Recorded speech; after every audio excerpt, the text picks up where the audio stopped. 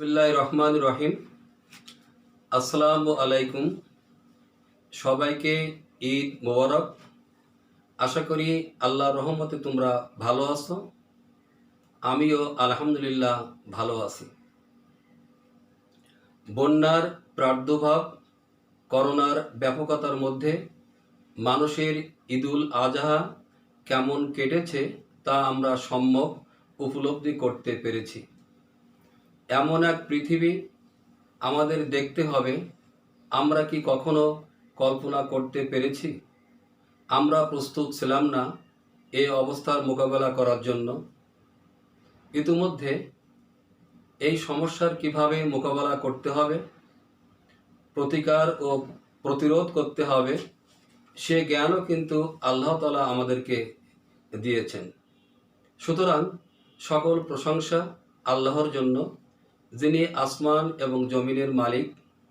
যে অবস্থায় আমরা থাকি না কেন তার প্রতি শুকরিয়া আদায় করতে হবে। I am grateful to Allah that I am alive and I can deliver my speech for my students.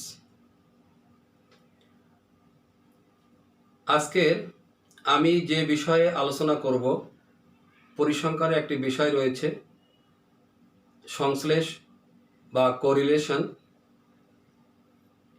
আমি এই সংশ্লেষ বা কোরিলেশন থেকে কী ধরনের প্রশ্ন আসতে পারে, কী ধরনের প্রশ্ন হতে পারে, তোমরা কী ধরনের প্রশ্নগুলো পড়বে, অল্প কিছু আলোচনার পরেই যখন আমি মূল আলোচনায় চলে যাব তখন আমি ডিটেলস সেখানে আলোকপাত করার চেষ্টা করব। এখন সারা বাংলাদেশে বিভিন্ন কলেজগুলোতে একাদশ শ্রেণীতে ভর্তির কার্যক্রম শুরু হয়েছে। শ্রেণীকক্ষে তোমাদের সাথে যে কথাগুলো আমরা বলতাম অনলাইনে ক্লাসে, তোমাদের উদ্দেশ্যে কলেজ সম্পর্কিত এবং ভর্তি সম্পর্কিত দুই একটা কথা বলতে চাই। মোহাম্মদপুর কেন্দ্রীয় কলেজ একটি স্বনামধন্য শিক্ষা প্রতিষ্ঠান।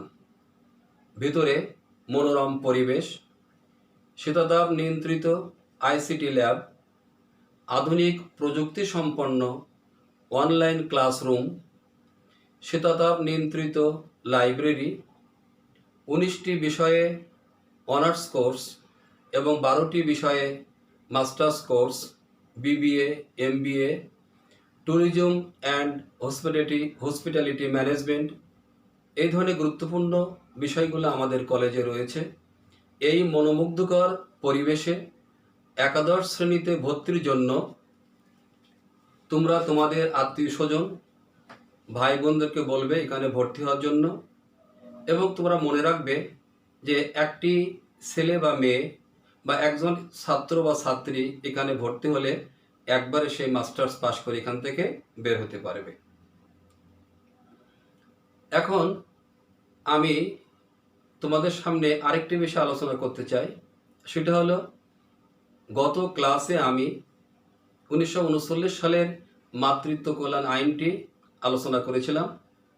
বাংলাদেশ শ্রম আইন 2006 এই বিষয়টি আলোচনা করার ইচ্ছা থাকা সত্ত্বেও, যেহেতু অনেকগুলো আইনের উপর আমার ক্লাস নেওয়া হয়েছে, সেই জন্যে এই আইনটি আলোচনা না করে আমি অন্য একটি বিষয় টপিকস বেছে নিয়েছি। শুধুমাত্র honours third year, honours fourth year এবং মাস্টার্স শেষ বর্ষের ছাত্রছাত্রীদের উদ্দেশ্যে কিছুটা সংশোধনী আমি করতে চাই। সেটা হলো বাংলাদেশ শ্রম আইন 2006 চ্যাপ্টার 4 প্রসূতি কল্যাণ সুবিধা সম্পর্কিত কিছু বিষয় 2006 শ্রম কল্যাণে শ্রম আইনে আলোচনা করা হয়েছে। সেই বিষয়গুলো আমি একটু আলোকপাত করতে চাই। অর্থাৎ 1939 সালে মাতৃত্ব কল্যাণ আইনে একটু সংশোধনী আছে। অর্থাৎ বাংলাদেশ শ্রম আইন 2006 চ্যাপ্টার 4 প্রসূতি কল্যাণ সুবিধা সম্পর্কিত 5টি বিষয়ের উপর আলোকপাত করা হয়েছে। সেই বিষয়টি শুধুমাত্র এই শ্রেণীর ছাত্রছাত্রীদের উদ্দেশ্যে আমি আলোচনা করতে চাই। প্রথমত, কোনো মালিক তার প্রতিষ্ঠানে কর্মরত কোনো নারী শ্রমিককে তার সন্তান প্রসবের অব্যবহিত পরবর্তী 8 সপ্তাহের মধ্যে কোনো কাজ দিতে পারবে না। দ্বিতীয়ত, নারী শ্রমিক তার সন্তান প্রসবের সম্ভাব্য তারিখের পূর্ববর্তী 8 সপ্তাহ এবং সন্তান প্রসবের অব্যবহিত পরবর্তী 8 সপ্তাহের জন্য প্রসূতি কল্যাণ সুবিধা পাওয়ার অধিকারী হবেন এবং মালিক তাকে এই সুবিধা দিতে বাধ্য থাকবেন। তৃতীয়ত, কোনো অন্তঃসত্ত্বা মহিলা এই আইনের অধীনে প্রসূতি কল্যাণ সুবিধা পাওয়ার অধিকারী হলে তিনি মালিককে লিখিত বা মৌখিকভাবে এই মর্মে নোটিশের মাধ্যমে জানাবেন যে নোটিশের 8 সপ্তাহের মধ্যে তার সন্তান প্রসবের সম্ভাবনা রয়েছে এবং তার যদি মৃত্যু হয় তাহলে কে এই সুবিধা পাবেন তার নামটিও তিনি লিখে রাখবেন। চতুর্থত, দৈনিক, সাপ্তাহিক বা মাসিক যে ক্ষেত্রে যা প্রযোজ্য গড় মজুরি হারে সম্পূর্ণভাবে তা প্রদান করতে হবে। পঞ্চমত, যদি কোনো মহিলা সন্তান সম্ভব হয় তাহলে সন্তান প্রসবের পূর্ববর্তী 6 মাস এবং সন্তান জন্মের পরবর্তী 8 সপ্তাহ মেয়াদের মধ্যে তাকে চাকুরি হতে ডিসচার্জ, বরখাস্ত বা অপসারণ করা যাবে না। সেই সাথে তাকে প্রসূতি কল্যাণ সুবিধা থেকে বঞ্চিত করা যাবে না। প্রিয় ছাত্রছাত্রীবৃন্দ, আজকের আমি তোমাদের উদ্দেশ্যে যে বিষয়টি আলোচনা করব সেটা হলো সংশ্লেষ বা কোরিলেশন। এখন এখান থেকে বিভিন্ন ধরনের প্রশ্ন আসতে পারে। সংশ্লেষ বলতে আমরা কি বুঝি বা সংশ্লেষ কাকে বলে? সংশ্লেষ ও নির্ভরণের মধ্যে পার্থক্য দেখাও, সংশ্লেষের ব্যবহার উল্লেখ করো এবং সংশ্লেষের মাত্রাগুলো আলোচনা করো। এই ধরনের প্রশ্ন সাধারণত হতে পারে। তাহলে এখন আমরা আলোচনায় আসি। সংশ্লেষ বা সহসম্বন্ধ বা কোরিলেশন কাকে বলে? 2 বা ততোধিক চলকের মধ্যে বিদ্যমান পারস্পরিক সম্পর্ককে সংশ্লেষ বলে। এই সংশ্লেষের অনেকগুলো নাম রয়েছে: সহসম্পর্ক, সহসম্বন্ধ, সহসংস্রব, অনুবন্ধ, সহপরিবর্তন, সহগীত ইত্যাদি। 2টি চলকের একটিতে পরিবর্তন ঘটলে অপরটিও পরিবর্তিত হতে পারে। এই পরিবর্তন সমমুখী বা বিপরীতমুখী হতে পারে। অতএব সংশ্লেষ হলো 2 বা ততোধিক চলকের মধ্যে এমন একটি সম্পর্ক বা সংযোগ যেখানে একটি চলকের পরিবর্তন হলে অপর চলকেরও সমমুখী বা বিপরীতমুখী পরিবর্তন ঘটে। প্রিয় শিক্ষার্থীবৃন্দ, এখন আমি হোয়াইট বোর্ডে চলে আসছি। আজকের ক্লাসটিতে আমরা খুব আনন্দ সহকারে ক্লাসটি করব। আমরা সুন্দর একটি অঙ্ক করাবো, সুন্দর একটি পরিবেশের মধ্য দিয়ে আজকের আমি আমার ক্লাসটি শেষ করব ইনশাআল্লাহ। তোমরা মনোযোগ সহকারে অঙ্কটি বোঝার চেষ্টা করবে এবং আমি আমার সাধ্যমতো খুব সহজভাবে উপস্থাপনের মাধ্যমে তোমাদেরকে বোঝানোর চেষ্টা করব ইনশাআল্লাহ। তোমাদের প্রশ্নপত্রে এমন একটি কথা লেখা থাকবে যে নিম্নের তথ্য থেকে সংশ্লেষ নির্ণয় করো। নিম্নের তথ্য থেকে সংশ্লেষ নির্ণয় করো। প্রশ্নপত্রে সাধারণত এই ধরনের কথা থাকে এবং এখানে 2টি চলক দেয়া থাকবে। এখানে দেখো 2টি চলক দেয়া আছে, একটি আছে কক্ষের সংখ্যা, একটি আছে ব্যক্তির সংখ্যা। কক্ষের সংখ্যাকে আমরা x ধরে নিয়েছি এবং ব্যক্তির সংখ্যাকে আমরা y ধরে নিয়েছি। এখানে কক্ষের সংখ্যা যে মানগুলো দেওয়া আছে 2 1 2 4 2 2 3 1 এবং ব্যক্তির সংখ্যা y এর মান দেওয়া আছে 5 4 3 8 2 5 এবং 6 5। যথারীতি প্রশ্ন অনুযায়ী আমরা এই চলক দুটো এখানে উপস্থাপন করেছি। দেখো, এটা এক্স এর ঘর, এটা হলো ওয়াই এর ঘর। পক্ষের সংখ্যা এক্স এবং ব্যক্তির সংখ্যাকে আমরা ওয়াই বলে চিহ্নিত করেছি। এখানে এক্স এর যে সংখ্যাগুলো আছে এই ঘরে আমি এক্স এর মানগুলো বসিয়েছি এবং পরবর্তী ঘরে আমি ওয়াই এর মানগুলো বসিয়েছি। তাহলে এর পরবর্তী ঘরগুলো দেখো আমি কি লিখেছি। পরবর্তী ঘর একটা হলো এক্স স্কোয়ার, একটা হলো ওয়াই স্কোয়ার এবং অপর ঘরটি হলো এক্স ইন্টু ওয়াই। তাহলে এক্স এবং ওয়াই ঠিক প্রশ্নে যেভাবে দেওয়া থাকবে আমি সেইভাবে আমার উত্তরপত্রে উঠাবো। এখন দেখো এক্স স্কোয়ার, অর্থাৎ যে এক্স এর মানগুলো থাকবে সেই মানগুলোকে আমি ডাবল করব, হোল স্কোয়ার করব। এখানে এক্স এর মান কত? প্রথম মানটা হলো 2, তাহলে 2কে 2 দিয়ে গুণ দিলে আমার হবে 4, 1কে গুণ দিলে আমার হবে 1, 2কে গুণ দিলে হবে 2 দুগুণ 4, 4কে গুণ দিলে হবে 4 4 16, 2কে গুণ দিলে হবে 2 দুগুণ 4, 2 দুগুণ 4, 3 3কে 9, 1 1 1 1 1। অর্থাৎ এক্স এর ঘরে যে মানগুলো থাকবে এক্স স্কোয়ারের ঘরে সেই মানগুলো হোল স্কোয়ার হবে, অর্থাৎ ডাবল হবে। এখন আমি আসব ওয়াই এর ঘরে। ঠিক একইভাবে ওয়াই স্কোয়ারে ওয়াই থেকে ওয়াই স্কোয়ারের মানগুলো আমি ঠিক একইভাবে বের করব। তোমরা হোয়াইট বোর্ডে খেয়াল করো, ওয়াই এর প্রথম মানটি হলো 5, তাহলে ওয়াই স্কোয়ারের ঘরে কি হবে? 5 5 25, 5কে আমরা 5 দিয়ে গুণ দিলে 5 5 25, 4কে গুণ দিলে 4 4 16, 3কে গুণ দিলে 3 3 9, 8কে গুণ দিলে 8 8 66, 2কে গুণ দিলে 2 2 4, 5 5 25, 6 6 36 এবং 5 5 25। এর পরবর্তী ঘর আছে আমার এক্স ইন্টু ওয়াই। এখানে এক্স এবং ওয়াই এর মান দেওয়া আছে, অর্থাৎ এক্স এর ঘরের সংখ্যার সাথে ওয়াই এর ঘরের সংখ্যার সাথে গুণ হবে। তাহলে এক্স এর ঘরে প্রথম সংখ্যা কত? 2 এবং ওয়াই এর ঘরে প্রথম সংখ্যা হলো আমার 5। তাহলে কত হবে? 5 2 10, 4 1 4, 3 2 6, 4 8 32, 2 2 4, 5 2 10, 3 6 18 এবং 5 1 5। তাহলে এক্স এবং ওয়াই এই চলক দুটি আমার প্রশ্নপত্রে দেওয়া থাকবে। বাকি 3টা ঘর আমার বের করতে হবে। একটা হলো এক্স স্কোয়ারের ঘর, একটা হলো ওয়াই স্কোয়ারের ঘর এবং পরবর্তী ঘরটা হলো এক্স ইন্টু ওয়াই। তাহলে আমি আবার বলছি, এক্স স্কোয়ারের সংখ্যা আমি কিভাবে বের করছি? এক্স এর ঘরে যে সংখ্যাগুলো আছে, যে সংখ্যা আছে সেই সংখ্যা দিয়ে গুণ করলে আমরা এক্স স্কোয়ারের ঘরের সংখ্যাগুলো সব পেয়ে যাব। ওয়াই স্কোয়ারের সংখ্যা আমরা কীভাবে বের করব?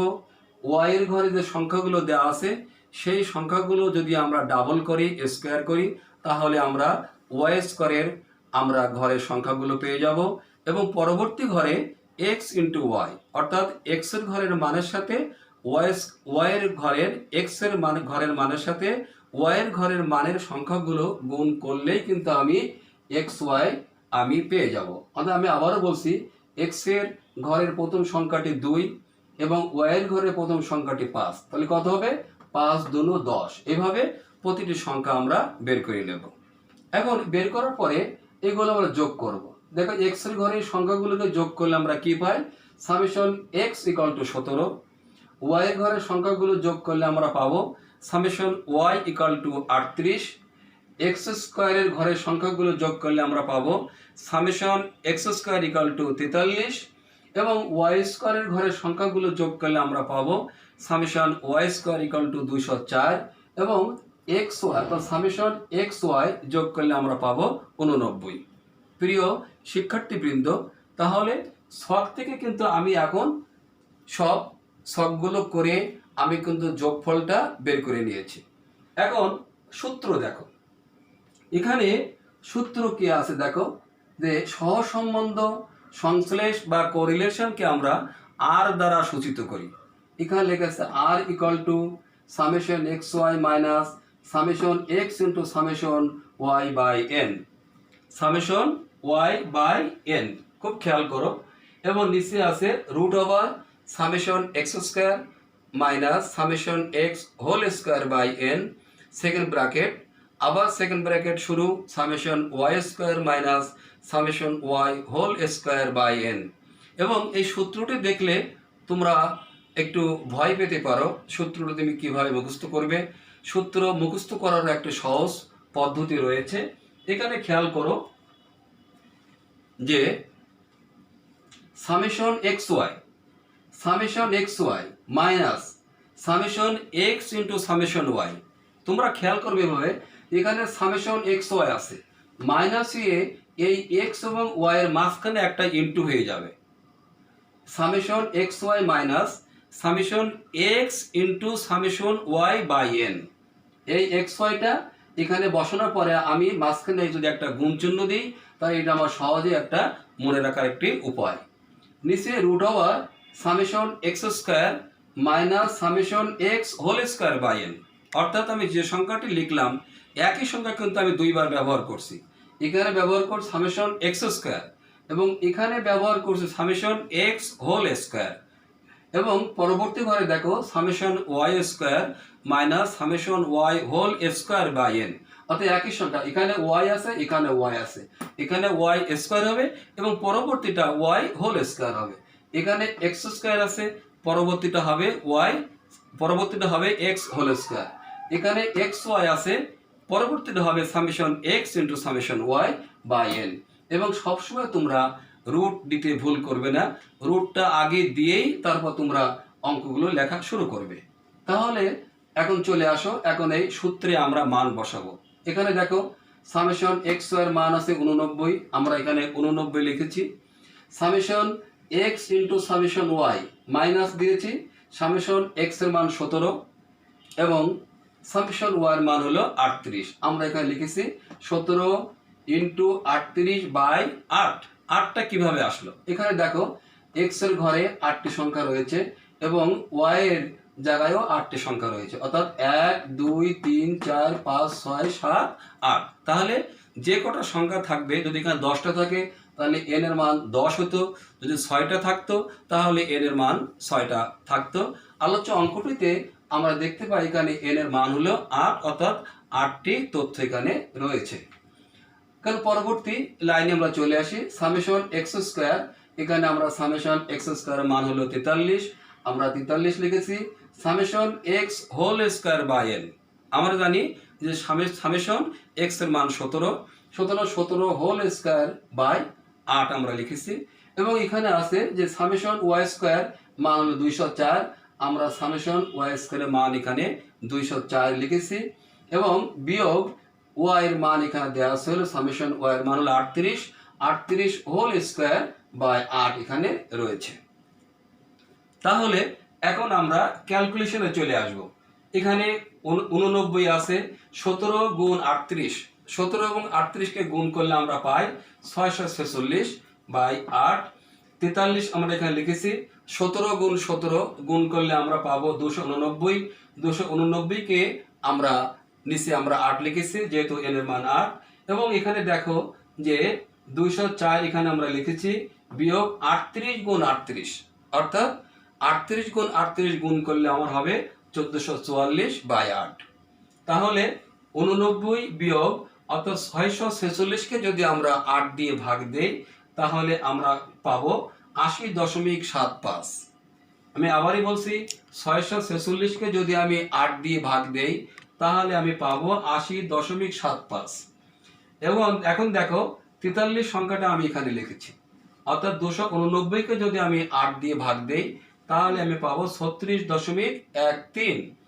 এবং 204 এখানে আমি লিখেছি, 1444কে যদি আমি 8 দিয়ে ভাগ দেই তাহলে আমি পাবো 180.5। ভালোভাবে তোমরা বোর্ডের দিকে একটু খেয়াল করো। এখন 89 থেকে যদি আমি 80.75 বিয়োগ করি তাহলে যে সংখ্যাটি পাবো সেটা হলো 8.25। 43 থেকে যদি আমি 36.13 বিয়োগ দেই তাহলে পাবো 8.6.87। এবং 204 থেকে যদি আমি 180.5 বিয়োগ করি তাহলে আমি পাবো 23.5। তাহলে আমার উপরের সংখ্যা কত? 8.25। এবং নিচে আমি রুটির মধ্যে দুটি সংখ্যা পেলাম, একটা হলো 6.87 এবং একটা হলো 23.5। এই দুটো সংখ্যাকে যদি আমি গুণ দেই তাহলে আমি পাবো 161.445। তাহলে 161.445কে যদি আমি রুট ওভার করি, যদি ক্যালকুলেটর তোমার রুটির পরে চাপ দাও, তাহলে কিন্তু তুমি এই সংখ্যাটি পাবে 12.71। তাহলে আমার উপরি সংখ্যাটি কত? আমার উপরি সংখ্যাটি হলো 8.25 এবং নিচের সংখ্যাটি হলো 12.71। তাহলে 8.25কে যদি আমি 12.71 দিয়ে ভাগ দেই তাহলে আমার রেজাল্ট বা ফলাফল হবে r=0.65। প্রিয় ছাত্রছাত্রীবৃন্দ, এই ছিল আজকের আমাদের অঙ্কটি। অঙ্কটি কিন্তু খুবই সহজ। আমি আরেকবার বলছি যে এক্স এবং ওয়াই দুটি চলক দেয়া থাকবে। এখানে ব্যক্তির সংখ্যা দেয়া আছে, আমি এক্স ধরে নিয়েছি। এখানে কক্ষের সংখ্যা দেয়া আছে, আমি এক্স ধরে নিয়েছি। ব্যক্তির সংখ্যা দেয়া আছে, আমি ওয়াই ধরে নিয়েছি। শুধু যে ব্যক্তি এবং কক্ষ থাকবে এমনটি কথা নয়। এমনটি হতে পারে যে রিক্সা শ্রমিকের আয় এবং দিন মজুরির আয় এখানে দেওয়া থাকতে পারে, তাহলে একটাকে আমি এক্স ধরবো, একটাকে আমি ওয়াই ধরবো। এমনটি হতে পারে স্বামীর বয়স দেয়া আছে এবং স্ত্রীর বয়স দেয়া আছে, আমি একটাকে এক্স ধরবো, একটাকে আমি ওয়াই ধরবো। সবসময় সংশ্লেষের মধ্যে দুটি চলক থাকবে। এই দুটি চলকের মধ্যে কীরকম সম্পর্ক আছে সেটা আমরা বের করব এবং লাস্টে যখন আমরা সহসম্পর্কের মাত্রা দেখব তখন আমরা কিভাবে মন্তব্য করতে হবে, কিভাবে আমরা লিখব রেজাল্টটাকে, ফলাফলটা কিভাবে আমরা উপস্থাপন করব, সেটা আমি একটু পরেই আলোচনা করব। তার আগে আমি আরেকবার বলি, এখানে দুইটা চলক দেয়া থাকবে, একটাকে তোমরা এক্স, একটাকে ওয়াই ধরবে। যেভাবে আমি এখানে ধরেছি বা যেমনটি আমি এখানে ধরেছি, একটি এক্স এবং একটি ওয়াই ধরেছি। তারপরে ঘরটা হলো এক্স স্কোয়ার, অর্থাৎ এক্স এর ঘরে যে মানগুলো দেওয়া থাকবে সেই মানগুলোকে তুমি হোল স্কোয়ার করবে, ডাবল করবে। যে সংখ্যা থাকবে সেই সংখ্যা দিয়ে তুমি গুণ করে এক্স স্কোয়ারের ঘরের সংখ্যাগুলো তুমি এক্স থেকে বের করবে। ঠিক একইভাবে ওয়াই স্কোয়ার ঘরের সংখ্যাগুলো তুমি কিভাবে বের করবে? এখানে ওয়াই এর ঘরে যে সংখ্যাগুলো তোমার দেওয়া আছে বা প্রশ্নপত্রে দেওয়া থাকবে, ঠিক সেই সংখ্যাগুলোকে তুমি হোল স্কোয়ার করে, অর্থাৎ ওই সংখ্যা দিয়ে একই সংখ্যা দুইবার গুণ করে তুমি ওয়াই স্কোয়ারের সংখ্যাগুলো বের করবে। তারপরে ঘর হলো এক্স ওয়াই, এক্স এবং ওয়াই এর ঘরের মানগুলোকে তুমি গুণ করে তুমি এখানে বসিয়ে দেবে। যেমন এক্স এর ঘরে প্রথম সংখ্যা 2, ওয়াই এর ঘরে প্রথম সংখ্যা 5, 5 দুনো 10। এবার প্রতিটা সংখ্যা গুণ করে করে আমরা এখানে বসাই দেব এবং লাস্ট অফ অল সর্বশেষে আমরা সবগুলো আমরা যোগ করব, সামেশন এক্স বের করব, আমরা সামেশন ওয়াই বের করব, সামেশন এক্স স্কোয়ার বের করব, আমরা সামেশন ওয়াই স্কোয়ার বের করব এবং সামেশন এক্স ওয়াই বের করব। এখানে সংখ্যাগুলো আমরা বের করে নেব এবং যথারীতি সংখ্যাগুলো বের করার পরে এই যে সূত্রটা দেওয়া আছে এই সূত্রে আমরা সংখ্যাগুলো বসাবো। এই সূত্রে আমরা সংখ্যাগুলো বসানোর পরে এখানে গুণ আছে, বিয়োগ আছে, ভাগ আছে এবং সর্বশেষ যখন আমরা রুট ওভার করব এই সংখ্যাটিকে, রুট ওভার করার পরে আমার দুইটা সংখ্যা বের হবে, অর্থাৎ উপরে একটি সংখ্যা এবং নিচে একটি সংখ্যা এখানে বের হয়েছে। দেখো যে 8.25 এবং 12.78, অর্থাৎ 8.25কে যদি আমি 12.71 দিয়ে ভাগ দেই তাহলে যে রেজাল্ট আমার বের হবে সেই রেজাল্টটা হলো 0.65। প্রিয় ছাত্রছাত্রীবৃন্দ, একটি কথা তোমরা সবসময় মনে রাখবে, সেটা হলো যে সহসম্বন্ধ বা সংশ্লেষ বা কোরিলেশনের মান কখনো +1 এবং -1-এর বেশি হবে না।